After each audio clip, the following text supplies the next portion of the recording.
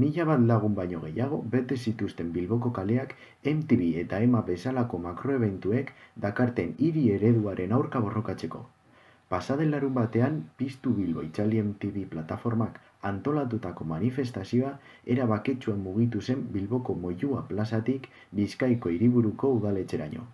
Udaletxera heltzean, plataformako bi bozeramaileek hitzaldi bat eman zuten bitartean, beste bi lagunek Bilboko udaletxeko balkoian pankarta bat eskegi zuten Piztu Bilbo Itzali MTV leloarekin. Horretaz jabetuta, ertzainek horietako lagun bat identifikatu zuten eta segituan pankarta kentzari ekin zioten.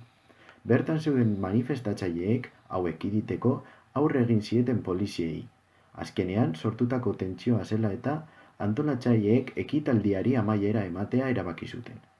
Hau ez da Piztu Bilbo Itzali MTV plataformaren lehenengo ekintza izan. Denbora asko daramatzaten beraientzat den bizitza eredu, burges, individualista, patriarkal eta kolonialaren aurka borrokatzen.